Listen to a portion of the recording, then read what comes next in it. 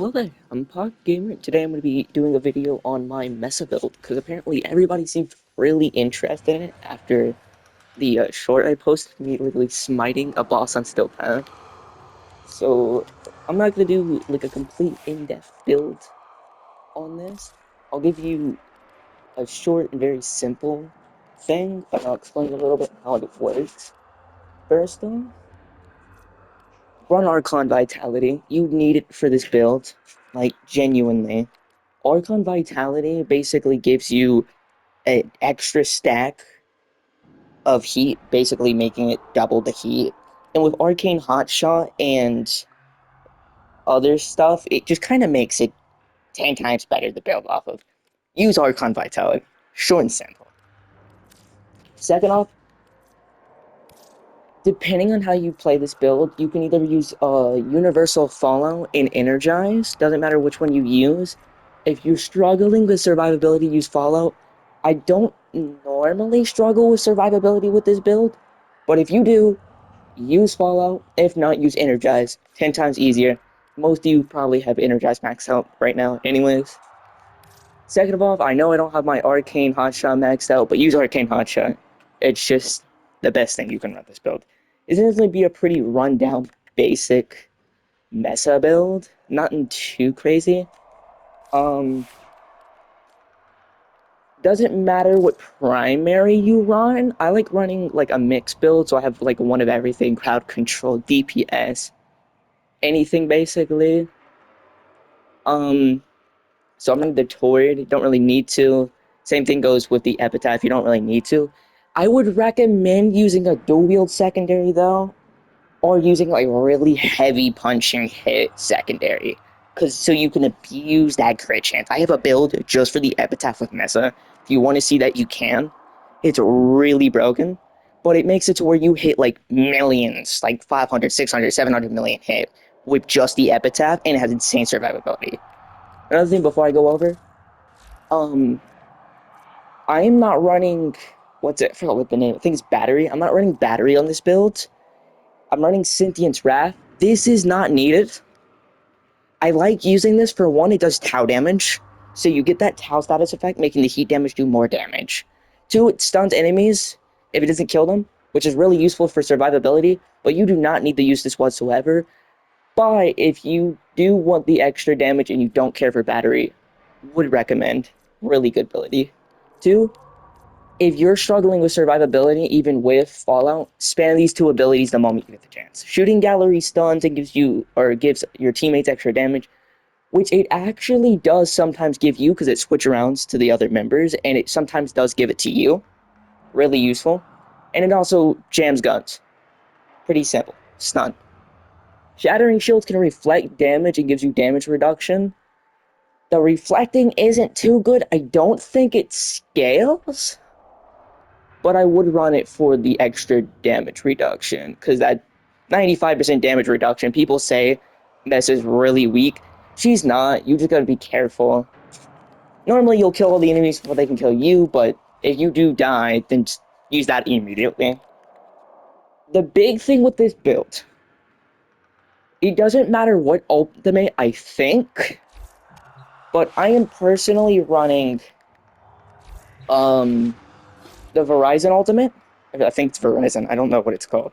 But you don't really need to upgrade the mods any. I just have these as my mods.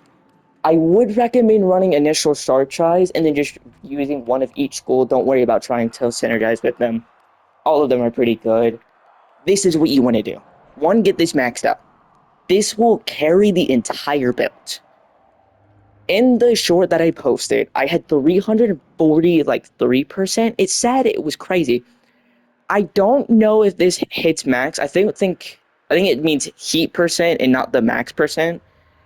But in short, this will basically scale your heat damage so high. I can't show it in this because it takes too long to charge. I'm not going to make you wait 2 minutes for this thing to charge. But in short, this basically scales it up. What you want to do is the moment you get your ultimate, go to a huge horde of enemies, place it down, and you'll just see the heat damage scale up. That's how I got the insane crit. Because this basically just scales the crit even higher. It's really broken. all around a great pick for this build. Like I said, I don't think the ultimate matters, but I would recommend using, I don't know how this is pronounced, I think it's Nidary or something like that. I would use this. Sorry. Because if you look, I don't have it maxed out, but this scales, or it basically makes it where enemies have status vulnerability. And it also strips overguard, which is really nice. And then it also has an insane duration of 40 seconds, so it keeps killing enemies, meaning you'll keep getting more heat stack if it doesn't give you the maximum immediately. This I wouldn't recommend leveling up because it heals you and it's not really that good, but it does resummon and revive dead players, so it's decent. And then max the base one out. This is just really good because it basically is a version of Vubin's Black Hole. It's broken, short, simple, insane. Like, I don't know what to tell you. And this is the main part, the regulators. You don't necessarily need radiation in this build. I would recommend it now, though, because what it does is secondary irradiate basically gives anything with max stacks of radiation AoE, but it also does 180% of that damage, which scales up your crit. Because if you look in that video, some of the crits on the red crits were like 200k, but then some of them were like 200, not 200, but 600, sometimes hitting a few million. Some of them were 100 million, I'm pretty sure, in the hundreds. And I think part of it's because of this.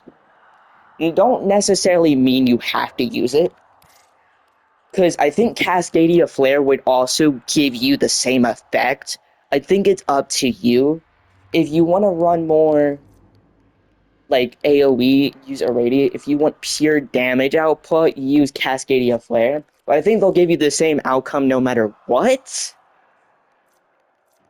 But I want to, because of you want to use Isolope in this build, in my opinion, because of that fire rate. And that's why I said use Arcane Irradiate probably, so you can get more of that out of that radiation, where the fire, you're already getting a ton of usage out of it. So it kind of just gives you multiple buffs on top of each other, which is just really fun to play around with. Nautilus doesn't really matter your build. The only thing I would personally recommend is Coolant Link, and make sure you're doing viral with your Nautilus. Like any type of viral proccing, like the Epitaph or Cold, you want those on the enemies. You're probably gonna have teammates constantly proccing it anyways, but it is useful to have. I can't show you, like I said, since I don't really, it's hard to get the ultimates in the Simulacrum right now because they haven't changed it. But this is 100 and level 50, still path enemies.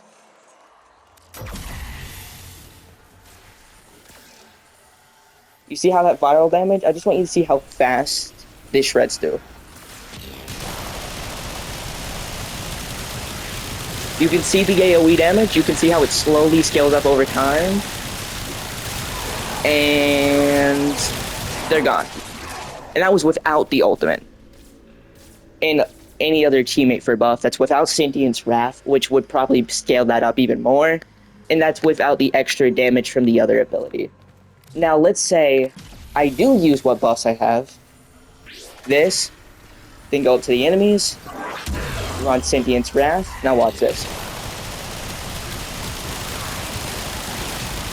100k, 700. Now, necessarily, you do not have to use Sentience Wrath. But like I said, if you want to abuse heat damage and get even more damage, because I don't think Sentient just does Tau, I think it also increases damage towards those enemies. It's just really good for DPS. Don't worry about survivability. You should kill enemies before they can kill you in the first place. Don't worry about it. I don't care who you're watching. If they say add more survivability into Mesa, Mesa already gets a 95% damage reduction. Don't worry about it.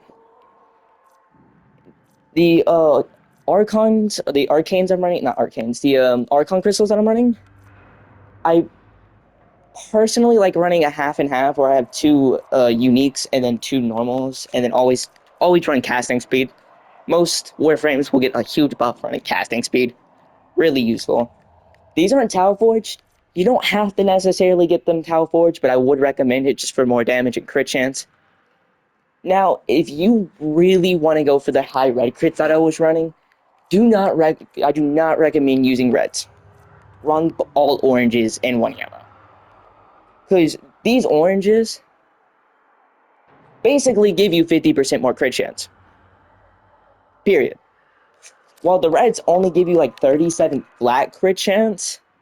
So you effectively get what? So let's say you have all of these. I don't know what the max it is for Archon, but let's just say you have normal all orange. That's 50, that's 50, that's 50, that's 50. That's 200 crit chance. Right there.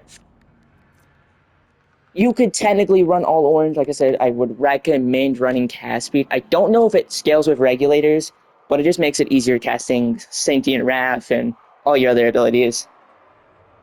And that's honestly pretty much the build. The only thing I really could say is maybe, like I said, Universal Fallout, you don't necessarily have to use if you don't have it maxed out. I'd recommend Energize because you probably have that maxed out. Augmented it really isn't worth it in my opinion. Imperitus isn't worth it. Like, just run Arcane Hotshot. You don't need to worry about, oh, I didn't need to equip it, but yeah. Another thing, adaptation is a need for this build. Period. Because the only true weakness Mesa has is status damage. Because when that fire damage hit, it doesn't actually get affected by that damage reduction. It's only weapon damage, not status damage. So you want to run adaptation so you don't have to deal with status damage as much. Precision intensify for the extra regulators. Don't worry about it. Trust me when I say this. I'm pretty sure Shattering Shield only has a 95% damage reduction cap anyways from what I've seen. So don't worry about getting that extra ability strength for everything else. And then you want to run Power Drift for the extra strength and resist the knockdown. It can be annoying sometimes when you're in regulators abilities and you can get knocked down, but using this will make it a lot easier. You'll get the ability strength really nice. And honestly, Dreamer's Bond is not a need, but I would recommend it for the energy regen. And I think, honestly, that's the build. You can mess around with this all you want. I guess that's the mesa build. This is going to be the first build video I've done, but I'm Pocket Gamer, and thank you for watching.